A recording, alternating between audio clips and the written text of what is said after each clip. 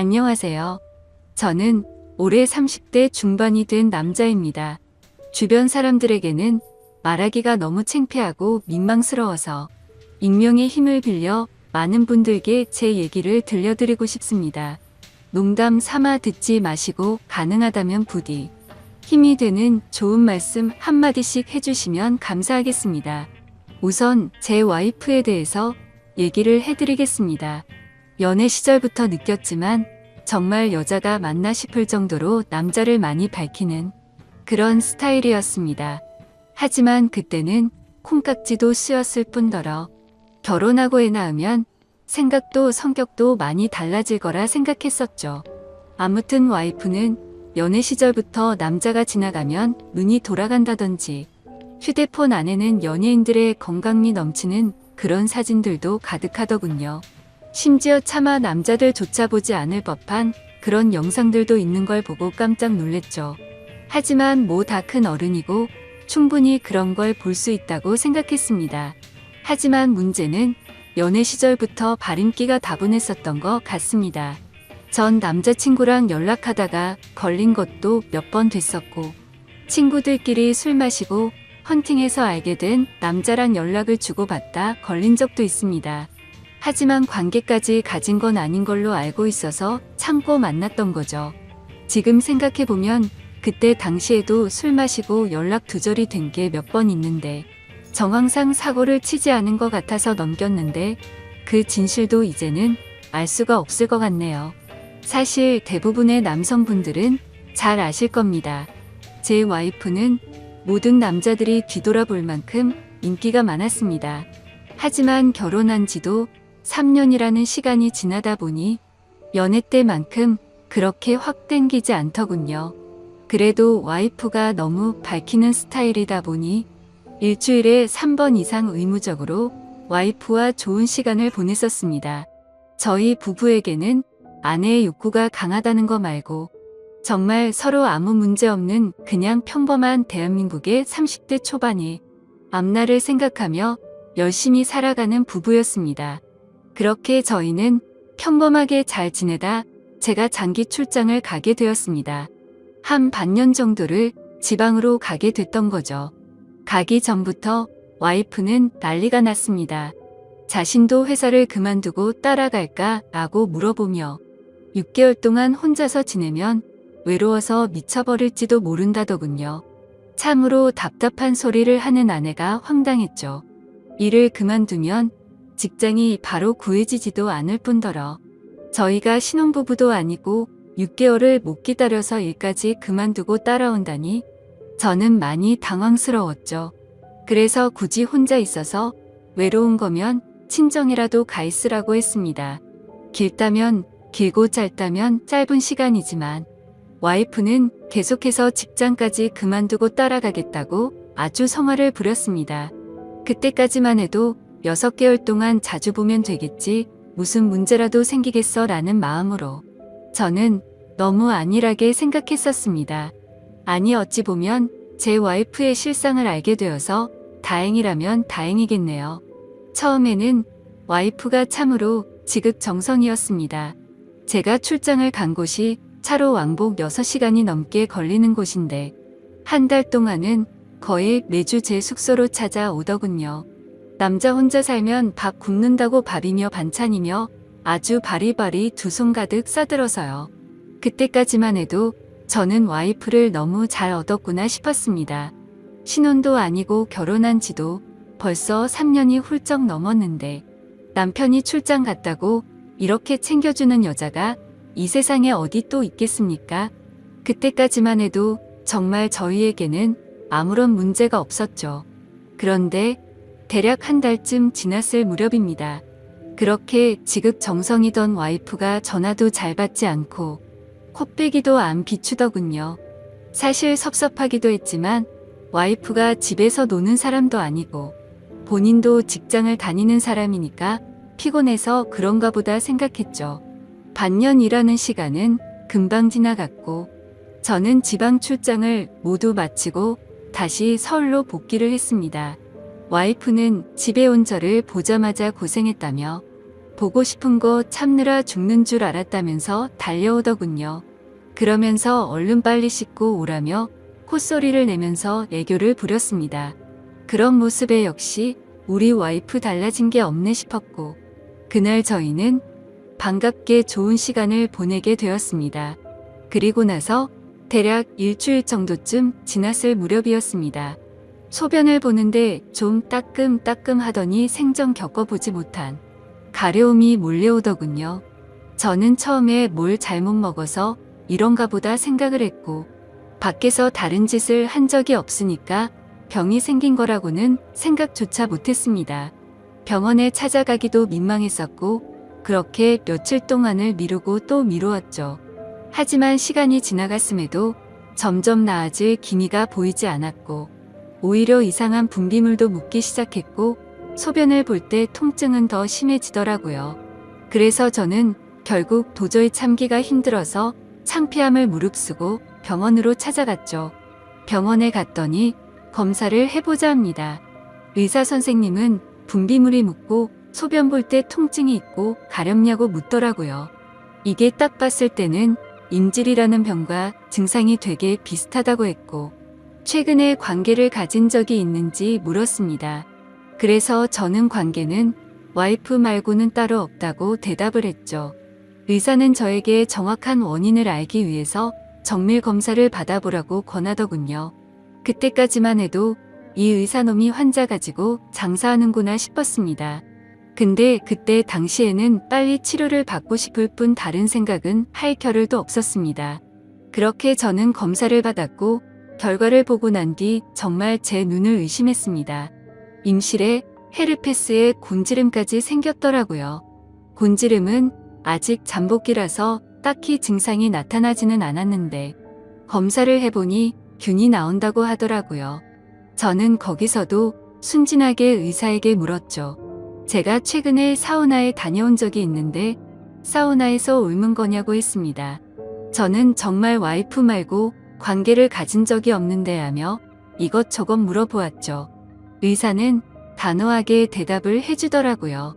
뭐 헤르페스 정도 한 가지라면 사우나나 대중시설에서 옮았을 수도 있지만 이렇게 몇 가지씩 다량으로 증상이 발현되는 건 관계를 가진 것 말고는 다른 원인으로 생겼다고 보기엔 어려울 것 같다고 하더군요. 그때부터 뒤통수를 맞은 듯이 갑자기 온갖 생각이 들었습니다. 그러면 제가 와이프에게 옮았다는 거냐고 물어봤죠. 의사는 아내분과 잘 이야기를 해보라고 했고 아내분도 같이 치료를 받으셔야 할 거라고 했습니다. 그 얘기를 듣고 병원을 나서는데 갑자기 뒷골이 땡기면서 피가 쏠리는 느낌이 들었죠. 일단 저는 증거라도 있어야겠다는 생각으로 아내의 차로 가서 블랙박스를 켜봤습니다. 정말 하나하나 영상을 다 켜보면서 확인을 해보는데 기겁을 했습니다. 왜냐하면 영상 속에서 들리는 남자의 목소리가 한 명이 아니더라고요. 누가 듣더라도 그 남자들마다 평범한 대화를 하는 게 아니고 사랑을 나누는 소리가 들리는데 눈앞이 깜깜해졌습니다. 그동안 그렇게 믿었고 서로를 의지했던 와이프가 제가 모르는 사이에 다른 남자들과 이렇게 해프게 하고 다녔다는 게 믿기지가 않았습니다. 영상 날짜를 보니 아내가 제게 연락이 뜸해졌던 시기와도 맞물리더군요. 제가 출장을 간 지 한 달 뒤 정도에 어떤 남자와 대화를 하는데 대화 내용만 보면 술을 마셨는지 대리기사의 목소리도 들렸습니다. 그런데 다른 사람이 있는데 아랑곳하지 않고 역겨운 말을 하더군요. 남편이 출장을 가서 없으니까 잠시 쉬다 가도 괜찮다고 하는데 너무 충격적이었습니다. 평소에 다른 사람의 시선도 신경 쓰는 다소곳한 모습이 있던 사람이었고 관계를 가질 때조차도 많이 밝히기는 해도 선을 넘지 않았는데 너무 다른 사람 같았습니다. 저는 그 길로 블랙박스 메모리 칩을 빼들고서 집으로 달려갔습니다. 집에 도착한 저는 곧장 와이프를 불렀죠. 너 지금 내가 어디 갔다 온 줄 아냐고 했고 비뇨기과 갔다 왔는데 너 도대체 나 없을 때 뭔 짓거리를 하고 다녔냐고 소리를 질렀습니다. 제가 막 소리를 지르면서 화를 내니까 와이프는 덜덜 떨며 무슨 소리냐고 자신이 무슨 짓을 했다고 이러냐고 변명을 하더군요. 그래서 다시 물었습니다. 아무 일도 없는데 갑자기 내 몸에 인질에 헤르페스에 거기다 곤지름까지 생기냐고 했고, 나는 너 말고 다른 여자와 보낸 적이 없는데 그럼 이 병은 갑자기 하늘에서 뚝 떨어진 거냐고 했습니다. 내가 1년을 자리를 비운 것도 아니고 고작 6개월 비웠을 뿐인데 그새를 못 참고 딴 놈이랑 붙어 먹었냐고 말했고, 거짓말 할 생각은 하지 말라며 블랙박스 메모리칩을 내려놨습니다. 지금부터 거짓말 할 생각 하지 말고 솔직히 말하라고 더 크게 소리를 질렀습니다. 제가 너무 흥분을 했고 증거자료까지 내밀면서 몰아붙이다 보니까 그제서야 와이프는 사실대로 실토하더군요. 아주 여기저기 다 정차하는 버스가 따로 없더군요. 처음에 너무 외로워서 그랬답니다. 회식을 하게 되었고 술에 취해서 결국 실수가 시작되었답니다. 평소부터 자신에게 잘 대해주던 직장 후배인데 같은 방향으로 가는 김에 차에 같이 타게 되었답니다. 근데 술에 너무 취해서 자신도 모르게 많이 외로웠답니다. 그래서 그냥 단순히 술을 한 잔만 더 하고 싶은 생각에 집으로 불러들였고 술을 더 마시다 실수를 해버렸다고 하더군요. 제게는 너무나 소중했던 제 보금자리에서 다른 남자놈이랑 놀아나다니 정말 너무 화가 났고 역겨웠습니다. 그런데 이건 시작에 불과하더군요. 그날 이후로 곱게 풀린 망아지처럼 지냈더군요. 어차피 실수를 시작했고 죄책감에 오히려 더 막 나가게 됐답니다. 근데 참 이해가 안 가지 않나요? 상식적으로 실수를 했다면 더 자숙해야 하는데 오히려 더 이따위 짓을 했다는 걸 보면 언젠가는 이딴 짓을 하고 살았을 사람이란 걸 느꼈습니다. 같이 사고를 쳤던 남자들도 다양해서 참 대단하더군요. 직장 후배를 시작으로 유부녀라는 사람이 낯선 남자와도 시간을 보냈고 애인처럼 주기적으로 만난 사람까지 있더라고요. 저는 당장 그놈들 연락처 다 적으라고, 어떤 놈들인지 다 알아야겠다고 몇 번 했는지 또 어떤 놈인지 적으라고 했습니다. 와이프는 처음에 그걸 어떻게 다 기억하냐고 그러면서 못 적겠다고 하더군요. 정말 울컥하더군요. 그딴 짓을 해놓고서 어떻게 다 기억 못하냐면서 따졌습니다. 그럼 정 못 적겠으면 너네 친정집으로 가자고 했습니다. 지금 당장 너희 부모님 앞에서 추궁하겠다고 난리를 치니까 마지못해서 적기 시작하더군요. 참 기가 막혔습니다. 6개월이라는 짧은 기간 동안 시간을 보낸 남자가 무려 5명입니다. 한 번만 만나서 놀았던 놈은 3명이었고 직장 후배와는 3번의 만남을 더 가졌답니다. 가장 많이 만난 놈이랑은 셀 수도 없을 것 같더군요. 근데 더 충격적인 건 가장 많이 만났다는 그놈은 저도 알던 놈이었습니다. 왜냐하면 제가 와이프와 자주 가던 식당의 사장놈이었습니다. 심지어 이 사람은 50대 초반쯤인데 와이프와는 거의 20살 이상이 차이가 났던 거죠. 정말 자존감이 무너져 내렸고 충격적이었습니다. 그 사장놈과 가깝게 지낸 지도 오래되었고 그 집구석 부부와 저희 부부가 함께 술자리도 수차례 가졌기 때문에 배신감은 더 컸습니다. 그런데 도대체 이 사장놈이랑은 언제부터 이딴 짓거리를 했냐고 물었습니다. 관계를 시작하게 된 건 3개월 정도 됐다고 하더군요. 어느 날 와이프는 친구들이랑 그 식당에서 모임을 가지게 됐다고 했습니다. 늦은 시간까지 술자리는 길어졌고 천연덕스럽게 그 사장은 그 자리에 끼었답니다. 그래서 2차까지 가게 되었고 와이프는 술에 취하게 되었답니다. 평소 친분이 있던 식당 사장놈이 데려다 준다고 해서 같이 차를 탔는데 거기까지만 기억이 나고 일어나 보니 같이 잠을 자고 있었다고 하더군요. 그래서 그날 이후부터는 계속해서 만남을 가져왔다고 했습니다. 아마도 이 인간이 없었더라면 더 많고 다양한 남자를 만났겠구나 싶었고 믿고 지낸 지도 오래된 사장놈에 대한 배신감은 이루 말할 수가 없었습니다. 그 사장놈은 저와는 나이차가 많이 났지만 많이 믿고 의지했던 사이였습니다. 와이프와 만나기 전부터도 친분을 가져왔었고 오죽하면 힘든 시기에는 제가 대출까지 받아가면서 도움을 줬던 사람입니다. 근데 그런 은인에게 이따위 짓을 하는 게 인간이 맞나요? 제 와이프도 인간 같지 않은 건 마찬가지입니다. 하룻밤을 비롯해 5명의 남자들과 만남을 가지고 그것도 모자라서 남편의 지인과 바람까지 피다니. 그것도 20살이 넘게 나이도 많고 자식까지 가진 유부남과 말이죠. 충격에 충격이 이어지다 보니 도대체 어디서부터 어떻게 화를 내야 할지 감조차 오지 않더라고요. 그래서 일단 저는 당장 휴대폰 잠금을 풀라고 했고 카톡을 열어서 메시지 내용을 봤습니다. 그동안의 메시지 내용은 지웠는지 오늘 날짜로 읽지 않은 메시지가 하나 와 있더군요. 이제 민철이가 출장 갔다 왔으니까 못 보는 거냐는 둥. 앞으로 조심하면 되니까 우리 변하지 말자는 둥 역겨운 대화가 와 있더군요. 정말 너무 참담해서 말도 안 나오고 아무 생각도 들지 않더라고요. 그냥 분노에 휩싸였을 뿐 아무것도 보이지가 않았습니다. 그래서 당장 아내를 이끌고 그 사장놈이 하고 있는 식당으로 갔습니다. 식당 안에는 손님들이 있었고 그 사장놈의 아내도 함께 있더군요. 그런데 그때 당시 제 눈에 이미 보이는 건 없었습니다.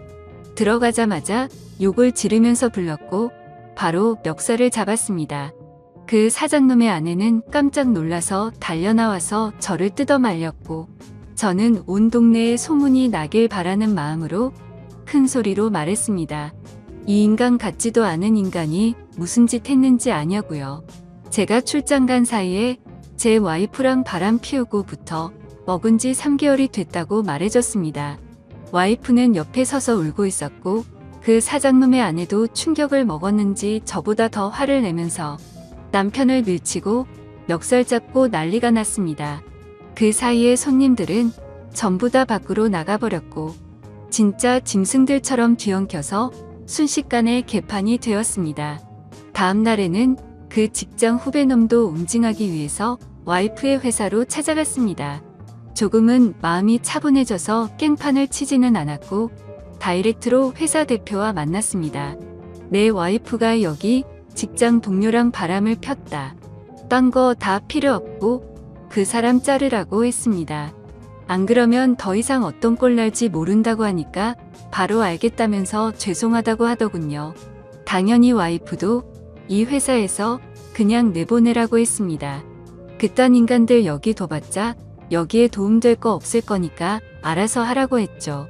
와이프와는 이혼을 해야겠다는 생각으로 당분간 얼굴도 마주치지 말자고 했고 집에서 내쫓아 버렸습니다. 저 또한 맨정신으로 버틸 수가 없어서 회사에는 잘 얘기해서 휴가를 냈고 며칠 동안 집에 박혀서 술만 마시고 있었습니다. 옛날 생각도 나고 어떻게 이렇게 됐는지 웃다 울다 사람이 미쳐가는 게 한순간이더군요. 그렇게 3일 정도 지났을 무렵 그 사장놈에게서 메시지가 왔습니다. 저에게 사과를 해도 모자를 파네 오히려 뻔뻔하게 욕을 하더라고요. 조용히 일 처리를 하면 되지 굳이 그렇게까지 해야 했냐면서요. 본인도 이혼 소송 진행 중이고 가게도 문을 닫게 됐다면서 징징거리는데 본인이 일을 저질러 놓고 저더러 어쩌라는 건지 역겹고 짜증이 나서 저도 같이 싸웠습니다. 저는 너 같은 인간 말종이랑 말 섞기 싫으니까 헛소리 그만하라고 말했고 그동안 내가 너한테 빌려줬던 돈을 이번 주 내로 당장 다 갚으라고 했습니다. 그러니까 돈 없다면서 배째라고 말하더군요. 나이 50이 넘어서도 이따위 짓을 하는데 어떻게 이런 인간이랑 연락을 해오며 살았을까? 제 스스로에게도 화가 났습니다.